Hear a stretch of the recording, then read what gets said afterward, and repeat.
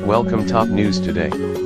Jonathan ErnstReuters. The tax reform plan that just passed the House of Representatives will soon be signed into law by Donald Trump.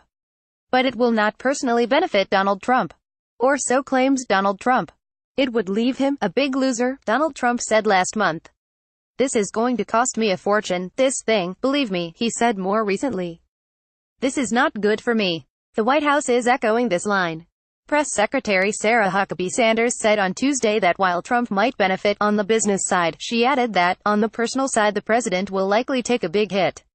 And yet, when pressed on whether he will release his tax returns so that we can verify this, Sanders once again said that Trump will not because, she claimed, he remains under audit.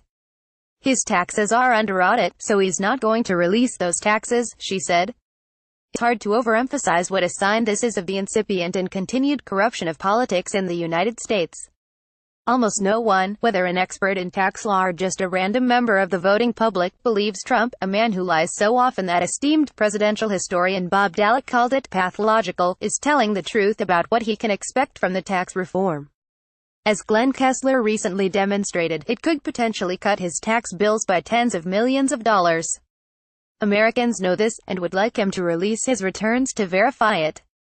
A CNN poll released Tuesday found that a majority, 63% of those surveyed, believe the bill would enrich the Trump family. Almost three-quarters, 73%, agreed Trump should release his taxes for public review.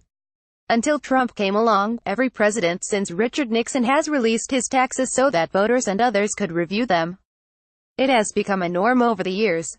Beyond providing basic transparency, this has also showed that the system works, that our president, or the people who would be president, are not taking advantage of their position to enrich themselves at the expense of the public. But Trump broke with precedent during the campaign, repeatedly claiming that he was under audit. As noted above, Sanders reiterated this excuse yesterday. It's hooey. There is no rule banning anyone from releasing his tax returns while under audit. IRS rules require the president's and the vice president's tax returns to undergo mandatory examinations, which is a fancy word for audit. In other words, the chances that Trump, given the likely complexity of his tax returns, won't be under audit at any point while president, are not high. But the rot goes deeper than Trump. Republicans in Congress could probably get a gander at Trump's tax returns if they so wanted, and could at least try to force Trump to show more transparency on them for the good of the public.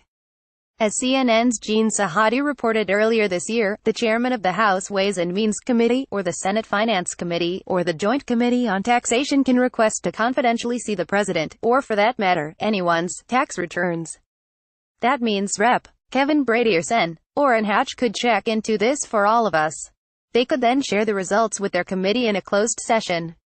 Or congressional Republicans could vote to release the returns to the full House or Senate, which would basically be another way to make the returns public. I can't come up with any good faith reason they wouldn't want to do this, Susan Hennessy, a fellow at the Brookings Institution, and editor of the Lawfare blog, told me in an interview today after I reached out to her because she tweeted on the topic. If there is nothing there, it would really be a favor to the White House because they could speak with credibility on the issue and really validate White House talking points. Instead, we are left with the sense that congressional Republicans so wanted this unpopular tax reform legislation to pass, they didn't want to look under the hood of Trump's tax returns and find out how he and his family benefit. Based on everything we know about Trump's business interests and the tax bill, it almost certainly would have made the task of passing this bill politically much harder, if not impossible. If this occurred in almost any other country, we would almost certainly call it legalized corruption. Instead, it's just another day in Trump's United States.